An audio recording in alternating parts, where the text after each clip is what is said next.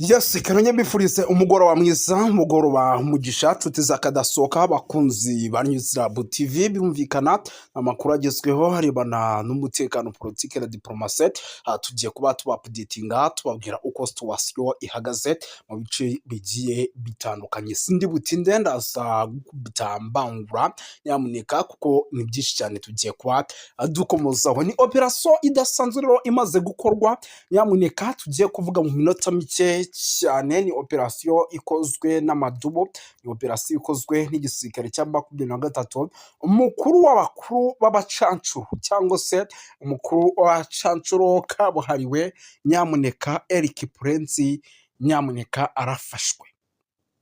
Umukuru w'abacancuro Eric Prince, nyamuneka arafashwe nkuko amakuru y'ingenzi atugeza aka kanya abigaragaza. Reka mugezeho gato rero operasiyo y'uburyo uwitwa Eric Prince afashwemo, umuyobozi w'abacancuro muri Blackwater baje kurwana muri Repubulika Iharanira Demokarasi ya Kongo gufatanya na FARDC. Ubu tuvugana bidasubirwaho akaba amaze gufatirwa ahantu tugiye kubabwira, ariko mbere yo kugira ngo tubyinjiremo menya yuko nimba ari ubwa mbere ugeze hano ugomba gukora subscribe, nimba utari wayikora ukayibyonda, ariko kandi ugakora like ndetse na share kugira ngo amakuru n'ibiganiro nk'ibi bijye bibageraho 5 kuri 5. Sibyo gusa kandi nyamuneka ugomba by'umwihariko wisharinga video ikagera kure, ariko kandi nyamuneka udukurikira mu gihugu cy'u Rwanda, mu gihugu cy'u Burundi, na Tanzania, Malawi, South Africa, Zimbabwe, Zambia, tubaye ikaze tubikuye ku mutima. Nyamuneka sindi butinde rero nyemera aya makuru duhite tuyinjiramo butuvugana. Uwitwa Eric Prince, uyu mugabo nyamuneka warwanye intambara ya kabiri y'isi, uyu mugabo warwanye muri za Ukraine, uyu mugabo warwanye muri za Israeli, uyu mugabo warwanye muri za Sudani, uyu mugabo wahanganye nyamuneka hirya no hino ku isi. Nyemera nkubwire yuko amaze gufatwa n'amadubu cyangwa se abasore ba 23, abasore ba M23. Uyu rero akaba afatiwe rwose ara kuri Hotel Sozana, nyamuneka muri operation idasanzwe ikozwe mu buryo navuga ko udasanzwe. Uyu mugabo yafashwe ku isaha y'isa 10:15, yafashwe ku isaha y'isa 10:15 afatirwa hariya muri Hotel Sozana. Mbibutse gato mu minsi ishize, by'umwihariko murabizi ko yari yaje mu mujyi wa Uvira, akaba rero yari yaje mu mujyi wa Uvira muri operasiyo yo gupanga ihijyanye n'urugamba, ndetse ngo uyu mugabo akaba yari yafite gahunda yo kuza gukora ibishoboka byose, by'umwihariko ngo mujyi wa Uvira ukaba wasubira mu maboko by'umwihariko ya M23, ngo akaba yagombaga ya FARDC, ngo akaba yagombaga rwose gukora ibishoboka byose mu mujyi wa Uvira ukigaruza umujyi wa Goma nawo ugasubira mu maboko ya FARDC, ndetse n'indi mijyi yagiye ifatwa nka Bunagana ndetse n'andi yagiye atandukanye. Ariko ntibiteye kabiri arafashwe ndetse afatanwa n'abari bamurinze, abakomando nabo b'abacancuro bagera kuri 4, bose barafashwe. Ubu tuvugana rero nyamuneka munyemere babwire yuko aba bafashwe nyuma yuko mu minsi ishize hari hafashwe abandi bagera ku 8 nabo b'abacancuro. Iki rero kikaba kigaragaza yuko rero intare zasarambwe nyamuneka ari umuriro wo kotera kure. Aya madubu nyamuneka ni umuriro wo kotera kure, ni intare batinya, ntabwo basanzwe, kuko rwose ibintu biragaragaza yuko rwose ibintu bitari bworohe habe namba muri rusange, ndetse icyitwa ibintu hano bishobora kuza gukomeza by'umwihariko kuba byahindura isura, kuko nimba uyu mugabo afashwe ni ikintu kigaragaza yuko ibintu bitoroshye. Umuryango wa Afurika yunze ubumwe rero watangaje ko amaganye ibitero bya drone mu twama 23 yiruka kugaba ku kibuga cy'indege cya Kisangani, usaba uya mutwe guhita uhagarika imirwano byihuse. Mpera z'icyumweru gishize rero nibwo ikibuga cy'indege cya Bangkok giherereye mu birometero 17 uvuye mu mujyi wa Kisangani cyagabweho igitero cya drone. Umutwe rero wa AFC 23 wigambye ko ari we wakoresheje zira drone unasenya ikigo cy'ingabo za Repubulika ya Demokarasi ya Kongo FARDC hifashishijwe mu kugaba ibitero bya drone mu duce bagenzura. Iyo rero mu itangazo yasohoye kuri uyu wa gatanu yavuze ko perezida wa komisiyo yayo Mohammad Ali Yusuf agaragaza impungenge nyinshi ndetse no kwamagana yivuye inyuma igitero cya drone cyagabwe ku kibuga cy'indege cya Kisangani mu burasirazuba bwa Repubulika Iharanira Demokarasi ya Kongo kigabwe na AFC M23. Yavuze ko kandi yuko kiriya gitero cyagabwe kuri kiriya kibuga cy'indege giherereye rwagati mu mujyi wa Kikashila mu gace gatuwe n'abasivile bigeze kwicwa mu buryo bukomeye n'amategeko mpuzamahanga y'ubutabazi. By'umwihariko rero amahame yo gutandukanya abasivili n'abarwanyi ni ingano ikwiye y'igitero no kwigengesera gukwiye. Iyo rero ivuga ko mu gihe nta bimenyetso bifatika byemeza ko kiriya cyari kigamije intego ya gisirikare, gusa ikibuga cy'indege cyarashweho gukomeza gufatwa n'icy'abasivile, bityo kigakenerwa uburinzi bwuzuye hashingiwe ku mategeko mpuzamahanga. Perezida rero wa komisiyo wa iyo yavuze ko kiriya gitero AFC M23 yagabye kuri kiriya kibuga cy'indege ari igikorwa cy'iterabwoba. Uyu mugabo kandi yanashimangiye ko imitwe yitwaje intwaro atari leta idashobora gushimangira impamvu za politike mu by'umutekano cyangwa za gisirikare ngo igire icyo yitwasha igishyigikira ibikorwa bigamije cyangwa bishyire akaga abasivili n'ibikorwa remezo byabo. Yunzemo ati ibyo bikorwa kandi bishobora gutuma abagizemo uruhare muri iki gitero by'umwihariko bakurikiranwa n'ubutabera.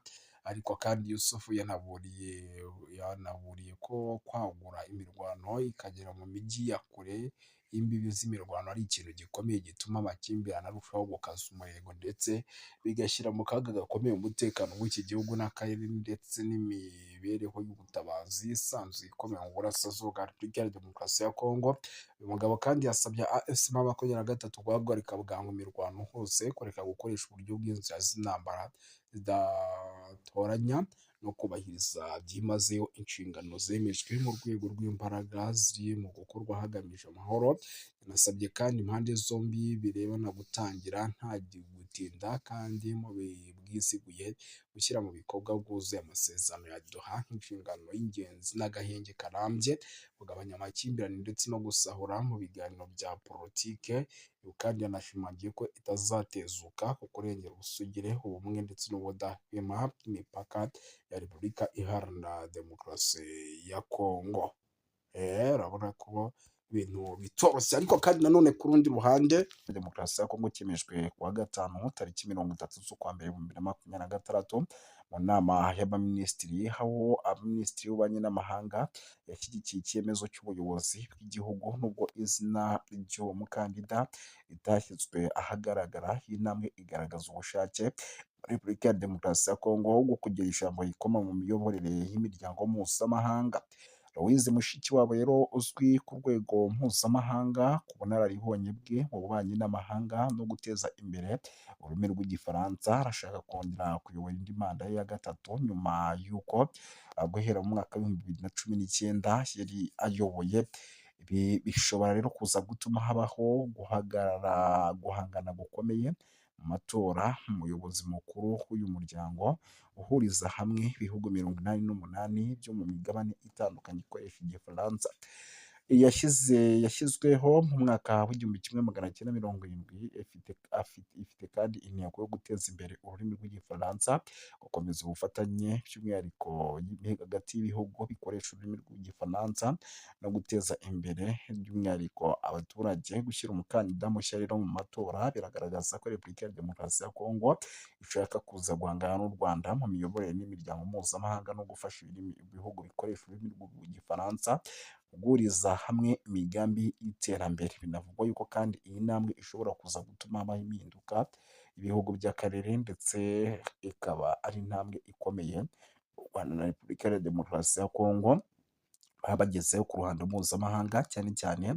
mu bijyanye n'iterambere mu rurimi rw'igifaransa n'ubufatanye na diplomasi.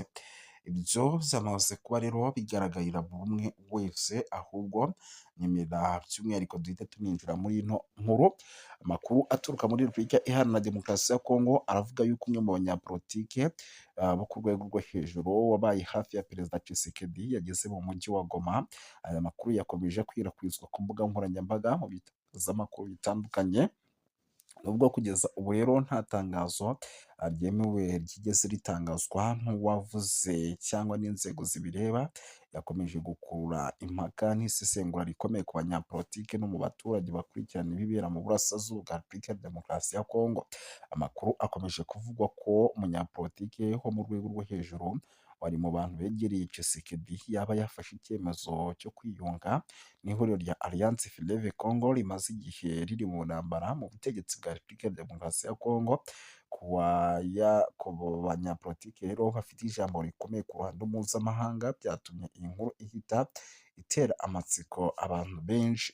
Nubwo intangiriro n'amazina ye atigeze atangazwa ku mugaragaro, ariko amakuru akomeje kugenda asohoka yaje kugaragaza yuko uwavugaga ari Claude Balanka. Aya makuru rero akavuga ko abarizwa mu mujyi wa Goma, aho bivugwa ko ategereje gutangazwa ku mugaragaro na AFC M23 nk'umwe mu bayobozi by'umwihariko n'abafatanyabikorwa. Claude akomoka mu ntara ya Bandundu, mu gace kazwiho kugira uruhare rukomeye mu mateka ya politiki ya Kongo. Kuba aya makuru rero yaratangajwe n'abantu batavuga rumwe n'ubutegetsi AFC M23 byatumye irushaho gukurura impaka mu bice bitandukanye by'igihugu. Uyu munyapolitike rero uzwi cyane mu ruhando rwa politike ni perezida w'ishyaka rya Réveil Populaire, rimwe mu mashyaka yigeze kugira uruhare rugaragara mu mikoranire ya politiki y'igihugu mu myaka ishize. Iryo shyaka rero ryaje kwinjira mu ishyaka rishyigikiye Perezida Tshisekedi rizwi ku izina rya Union Sacrée, ryabaye inkingi y'umwamba y'ubutegetsi bwe nyuma yo gufata ubutegetsi, kandi rifite umwanya ugaragara muri guverinoma kuko rifitemo minisitiri. Ibi byatumye Claude rero afatwa nk'umwe mu banyapolitike bafite ijambo n'icyizere mu buyobozi buriho.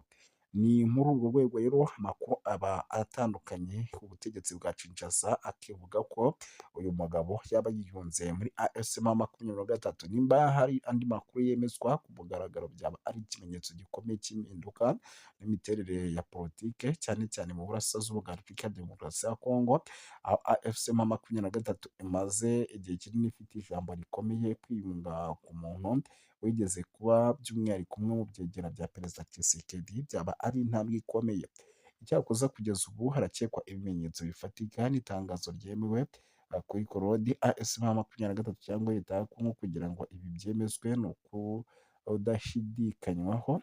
Mu gihe bitaraba, iyi nkuru ikomeza gufatwa nk'amakuru ataremezwa, ariko ikaba ikomeje kuvugisha benshi ndetse no gukurura amatsiko y'abakurikirana hafi bya politike y'akarere. Mu ndo ni byinshi bikomeje kugenda bivugwa, by'umwihariko kuri ino nkuru ubona yuko byaba ari ikintu kidasanzwe cyaba kibaye ku butegetsi bw'uwitwa Antoine Felix Tshisekedi Tshilombo.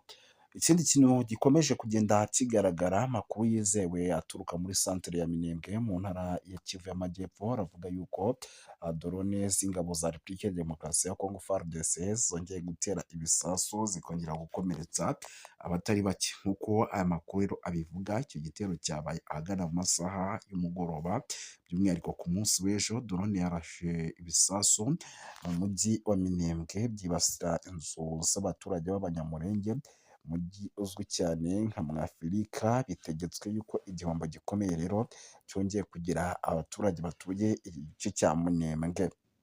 Umutangabuhamya rero wavuganye n'ibitangazamakuru bigiye bitandukanye, hashize akanya gato drone irashe muri santere ya Minembwe isenya Mwafurika.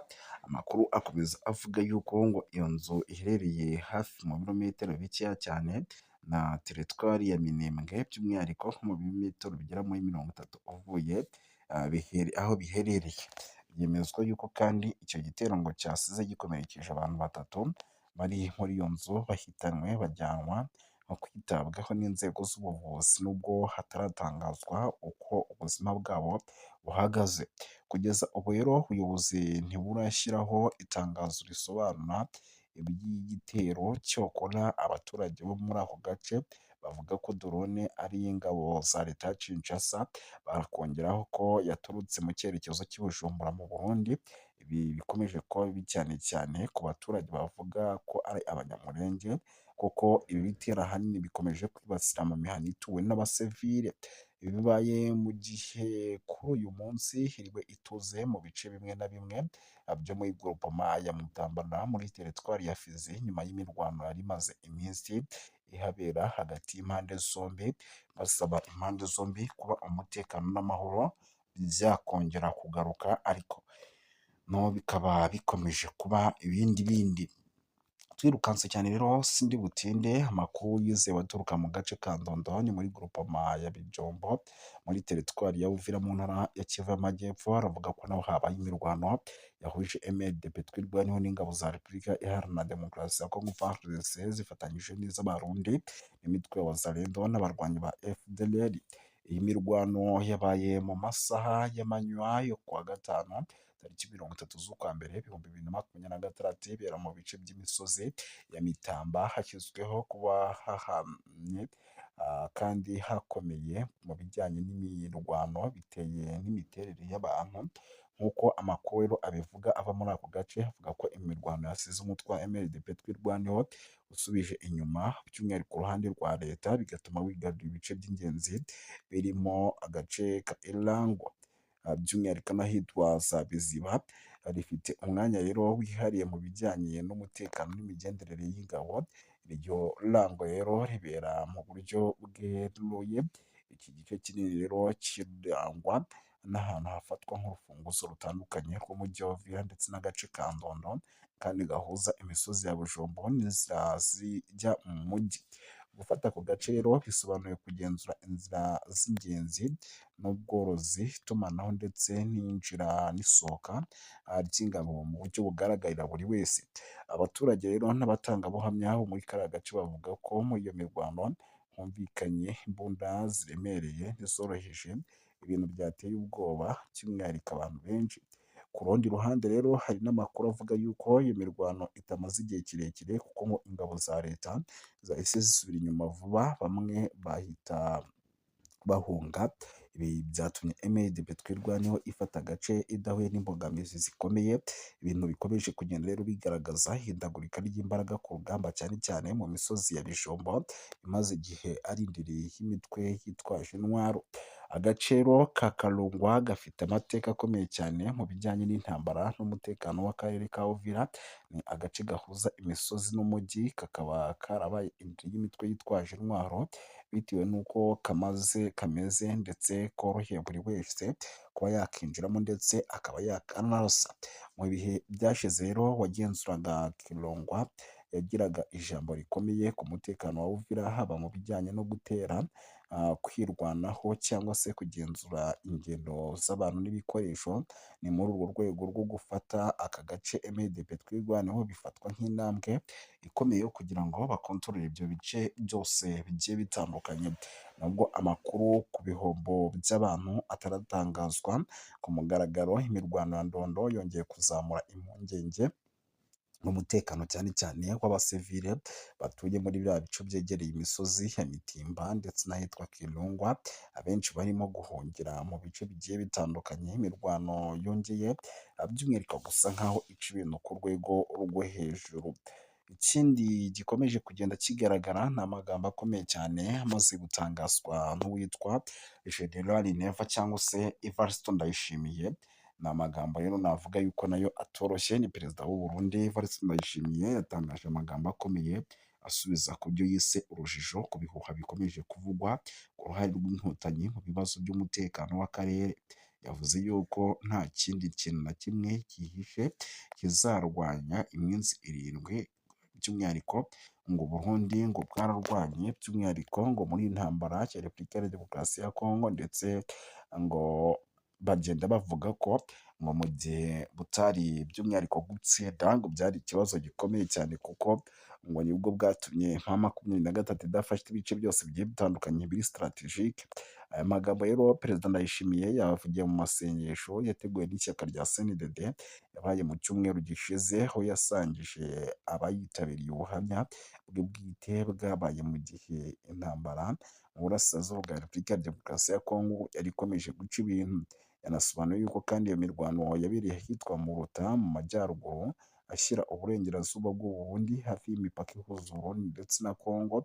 Ati murabona bavuga ngo inkotanyi twararwanye mu Burundi aha, mbere y'uko zijya muri Kongo twararwanye ahitwa i Muruta. Mu Muruta rero twararwanye icyumweru cyose, nyuma y'ubwo bahise bambuka igihanga berekeza muri Kongo. Aya magambo rero agaragaza nk'abavuga ko imirwano yari ikomeye kandi yari irambye, aho impande zombi zari zihanganye mu buryo navuga ko bukomeye cyane. Nubwo perezida atigeze atangaza itariki nyayo imirwano yabereyeho, yemeje ibi byaba